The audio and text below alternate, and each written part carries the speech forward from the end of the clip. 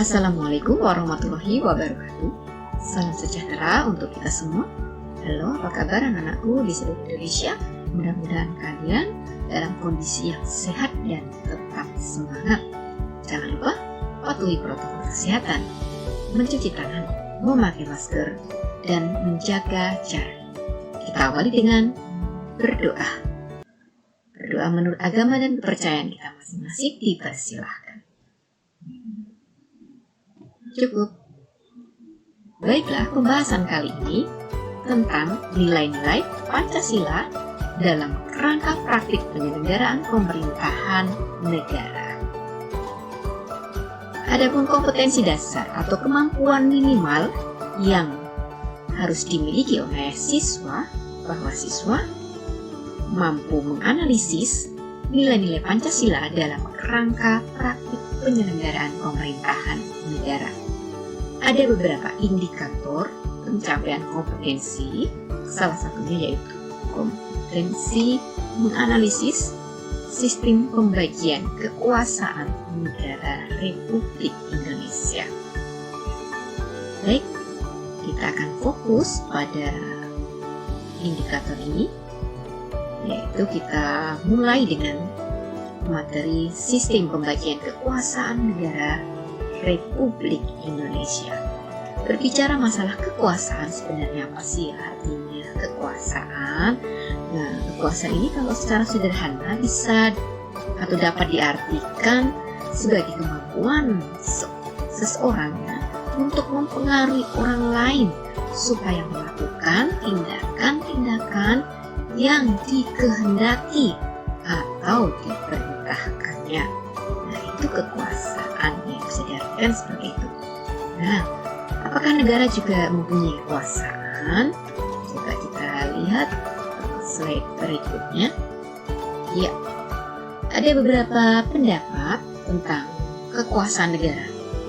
Ya, jadi bisa kita pahami bahwa negara pun mempunyai kekuasaan, sehingga seseorang atau setiap orang atau setiap warga negara mau atau harus mengikuti apa yang diperintahkan oleh negara. Nah, kekuasaan negara dalam hal ini yaitu, kalau menurut John Locke, ada kekuasaan legislatif, kekuasaan eksekutif, dan kekuasaan federatif. Kekuasaan legislatif itu bisa dipahami bahwa kekuasaan untuk membuat atau membentuk undang-undang. Jadi negara itu mempunyai kekuasaan atau mempunyai kemampuan untuk membentuk undang-undang sebagai peraturan di negara tersebut. Kemudian ada kekuasaan eksekutif. Nah, negara itu mempunyai kekuasaan atau kemampuan untuk melaksanakan undang-undang, termasuk kekuasaan untuk mengadili setiap pelanggaran terhadap undang-undang. Ya. Jadi setelah ada undang-undang sebagai peraturan di negara tersebut, undang-undang itu harus dilaksanakan. Yaitu pendapatnya John Locke, yaitu kekuasaan eksekutif. Kemudian kekuasaan federatif, kekuasaan untuk melaksanakan hubungan luar negeri. Kemampuan negara untuk melaksanakan hubungan luar negeri, berinteraksi dengan negara lain. Jadi ada 3 kekuasaan negara menurut John Locke. Yang pertama kekuasaan legislatif, eksekutif, dan federatif. Bagaimana menurut pendapat Montesquieu? Bahwa menurut Montesquieu, negara itu mempunyai 3 kekuasaan. Kekuasaan legislatif, kekuasaan eksekutif, kekuasaan yudikatif. Kekuasaan legislatif itu diartikan sebagai kekuasaan untuk membuat atau membentuk undang-undang. Sama ya seperti pemahaman atau pendapat dari John Locke.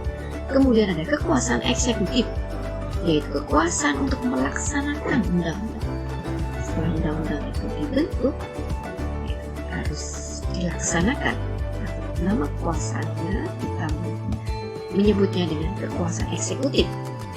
Sama dengan pendapatnya John Locke, ada legislatif, eksekutif. Kemudian ada kekuasaan yudikatif, ya, yaitu kekuasaan untuk mempertahankan undang-undang, termasuk kekuasaan untuk mengadili setiap pelanggaran terhadap undang-undang. Jadi ada 3 kekuasaan yang dimiliki oleh negara menurut Montesquieu. Yang pertama ada kekuasaan legislatif, kekuasaan eksekutif, dan kekuasaan yudikatif.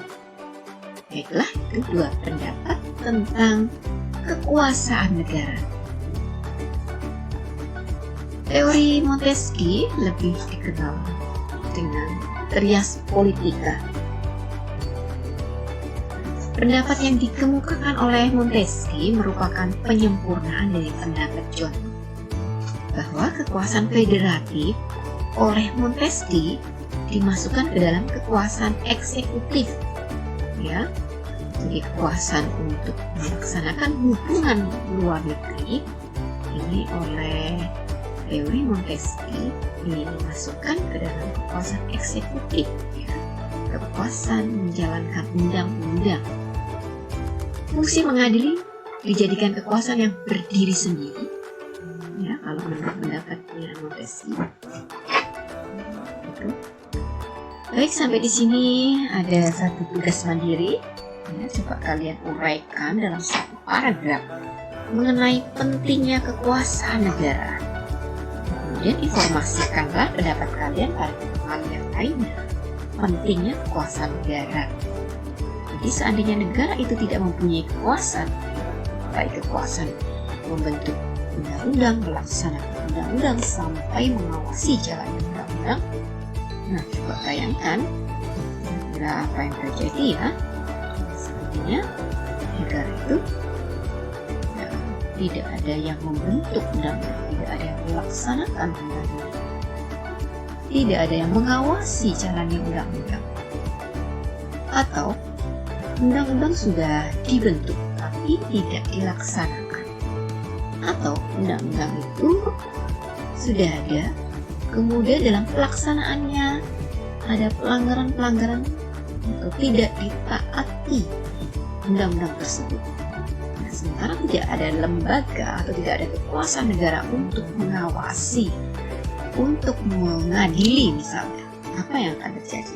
Nah, disinilah kalian bisa menyimpulkan, menganalisis bahwa kekuasaan negara itu sangat penting. Coba kalian simpulkan, ya. Baik, kita lanjutkan pada pembahasan berikutnya, yaitu konsep pembagian kekuasaan di Indonesia. Nah, kita tahu Indonesia juga merupakan negara, loh, ya, negara yang sudah negara yang merdeka, ya. Jadi sebagai negara tentunya mempunyai kekuasaan, ya, harus mempunyai kekuasaan. Bagaimana pembagian kekuasaan negara di Indonesia? Kita mengenalnya dengan pembagian kekuasaan negara secara horizontal, ya. Pengertian dari pembagian kekuasaan secara horizontal itu pembagian kekuasaan menurut fungsi lembaga-lembaga tertentu, ya, ada legislatif, eksekutif, dan yudikatif berdasarkan Undang-Undang Dasar Negara Republik Indonesia tahun 1945. Secara horizontal, pembagian kekuasaan negara dilakukan pada tingkatan pemerintahan pusat dan pemerintahan daerah. Jadi, pembagian kekuasaan secara horizontal itu ada di pemerintahan pusat maupun pemerintahan daerah. Baik, kita lanjutkan. Kemudian yang kedua ada pembagian kekuasaan secara vertikal. Pembagian kekuasaan secara vertikal merupakan pembagian kekuasaan berdasarkan tingkatannya, yaitu pembagian kekuasaan antara beberapa tingkatan pemerintahannya. Kita mengenal kalau ada pemerintahan pusat dan pemerintahan daerah. Ya, pemerintahan pusat kita mengenal ada presiden. Nah, sementara di pemerintahan daerah, pada tingkatan pemerintahan daerah, kita akan mengenal dengan gubernur, bupati, kemudian ada camat, lurah.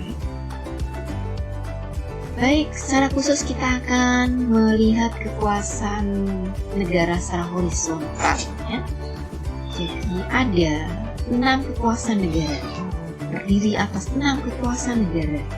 Yang pertama adalah kekuasaan eksekutif, yaitu kekuasaan untuk mengubah dan menetapkan undang-undang dasar. Kekuasaan ini dijalankan oleh Majelis Permusyawaratan Rakyat sebagaimana ditegaskan dalam pasal 3 ayat 1 Undang-Undang Dasar Negara Republik Indonesia tahun 1945 yang menyatakan bahwa Majelis Permusyawaratan Rakyat berwenang mengubah dan menetapkan Undang-Undang Dasar. Ya, yang mengubah dan menetapkan Undang-Undang Dasar yaitu MPR atau istilah nama lain dari kekuasaan di sini adalah kekuasaan konstitutif. Baik, kita lanjutkan. Kekuasaan horizontal berikutnya kita mengenal dengan kekuasaan eksekutif, yaitu kekuasaan untuk menjalankan undang-undang dan penyelenggaraan pemerintahan negara. Kekuasaan ini dipegang oleh Presiden, sebagaimana ditegaskan dalam pasal 4 ayat 1 Undang-Undang Dasar Negara Republik Indonesia tahun 1945 yang menyatakan bahwa Presiden Republik Indonesia memegang kekuasaan pemerintahan menurut Undang-Undang Dasar. Presiden juga oleh menteri-menterinya ini mempunyai kekuasaan untuk menjalankan undang-undang yang sudah dibentuk oleh kekuasaan legislatif. Baik, kita lanjutkan kekuasaan horizontal yang lain, yaitu kekuasaan legislatif, yaitu kekuasaan untuk membentuk undang-undang. Kekuasaan ini dipegang oleh siapa? Oleh Dewan Perwakilan Rakyat, sebagaimana ditegaskan dalam pasal 20 ayat 1 Undang-Undang Dasar Negara Republik Indonesia tahun 1945 yang menyatakan bahwa Dewan Perwakilan Rakyat DPR memegang kekuasaan membentuk undang-undang. Nah, yang membentuk undang-undang adalah DPR. Setelah dibentuk undang-undang ini, yang melaksanakan undang-undang adalah Presiden, atau di sini Presiden memegang kekuasaan eksekutif. DPR berarti memegang kekuasaan legislatif. Kita lanjutkan pada kekuasaan horizontal berikutnya, yaitu ada kekuasaan yudikatif, ya, atau disebut dengan kekuasaan kehakiman, yaitu kekuasaan untuk menyelenggarakan peradilan guna menegakkan hukum dan keadilan. Kekuasaan ini dipegang oleh siapa? Dipegang oleh lembaga apa? Kekuasaan ini dipegang oleh Mahkamah Agung dan Mahkamah Konstitusi, sebagaimana ditegaskan dalam pasal 24 ayat 2 Undang-Undang Dasar Negara Republik Indonesia tahun 1945 yang menyatakan bahwa kekuasaan kehakiman dilakukan oleh sebuah Mahkamah Agung dan badan peradilan yang berada di bawahnya dalam lingkungan peradilan umum, lingkungan peradilan agama, lingkungan peradilan militer, lingkungan peradilan tata usaha negara, dan oleh sebuah Mahkamah Konstitusi. Ya, jadi undang-undang dalam pelaksanaannya harus dikawal, harus diawasi, ya, supaya bisa berjalan sesuai dengan yang ditentukan. Kekuasaannya kita sebut dengan kekuasaan yudikatif. Baik, kita lanjutkan pada kekuasaan horizontal berikutnya, yaitu kekuasaan eksaminatif atau kekuasaan inspektif, yaitu kekuasaan yang berhubungan dengan penyelenggaraan pemeriksaan atas pengelolaan dan tanggung jawab tentang keuangan negara. lembaga apa yang menjalankan kekuasaan eksaminator ini? Ya, kekuasaan ini dijalankan oleh Badan Pemeriksa Keuangan (BPK). Sebagaimana ditegaskan dalam pasal 23E ayat 1 Undang-Undang Dasar Negara Republik Indonesia tahun 1945 yang menyatakan bahwa untuk memeriksa pengelolaan dan tanggung jawab tentang keuangan negara diadakan satu badan pemeriksa keuangan yang bebas dan mandiri.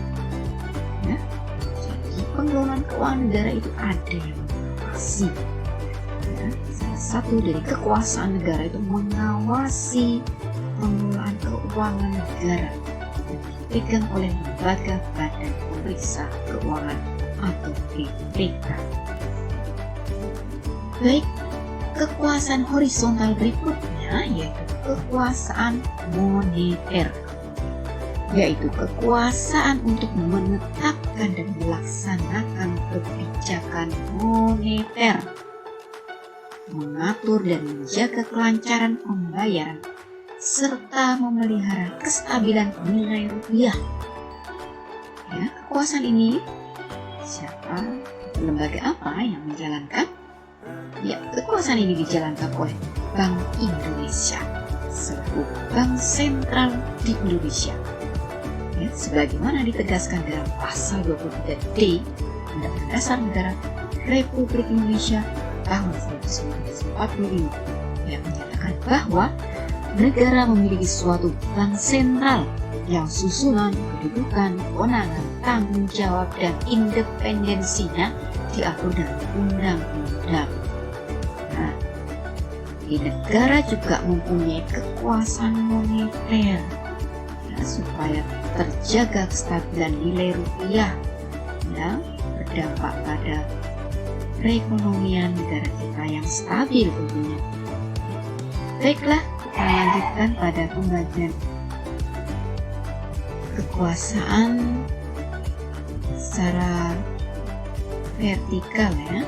Tapi sebelumnya bahwa kita pahami bersama pembagian kekuasaan secara horizontal pada tingkatan pemerintahan daerah berlangsung antara lembaga-lembaga daerah yang sederajat antara pemerintah daerah, kepala daerah atau wakil kepala daerah, dan Dewan Perwakilan Rakyat Daerah atau DPRD pada tingkat provinsi. Pembagian kekuasaan berlangsung antara pemerintah provinsi, ada gubernur, wakil gubernur, dan DPRD provinsi. Sedangkan pada tingkat kabupaten atau kota, pembagian kekuasaan berlangsung antara pemerintahan kabupaten atau kota, yaitu ada bupati dan atau wakil bupati atau wali kota atau wakil wali kota, dan DPRD kabupaten atau kota. Baiklah, lalu siapa yang punya cita-cita berada di lembaga negara ya? Berikutnya kita lanjutkan pada pembagian kekuasaan secara vertikal. Pembagian kekuasaan secara vertikal ada dua, yaitu pemerintah pusat dan daerah. Pada pasal 18 ayat 1 Undang-Undang Dasar Negara Republik Indonesia tahun 1945 menyatakan bahwa Negara Kesatuan Republik Indonesia dibagi atas daerah-daerah provinsi, dan daerah provinsi itu dibagi atas kabupaten dan kota. Yang tiap-tiap provinsi, kabupaten, dan kota itu mempunyai pemerintahan daerah yang diatur dengan undang-undang. Berdasarkan ketentuan tersebut, pembagian kekuasaan secara vertikal di negara Indonesia berlangsung antara pemerintah pusat dan pemerintahan daerah, pemerintahan provinsi, dan pemerintahan kabupaten. Baiklah, pada tugas mandiri pembahasan ini, silakan kalian lakukan identifikasi terhadap tugas dan wewenang setiap lembaga negara ya, yang tercantum dalam tabel. Nah, untuk melakukan kegiatan ini, kalian bisa membaca Undang-Undang Dasar Negara Indonesia tahun 1945 dan peraturan perundang-undangan yang relevan. Tulislah hasil identifikasi kalian dengan menggunakan format tabel di samping ini nih. Baik, terima kasih. Kita sudah selesai. Ada quote dari Ibu. Saat kekuasaan itu ada di tangan, perjuangkan untuk kesejahteraan rakyat. Assalamualaikum warahmatullahi wabarakatuh. Semoga bermanfaat.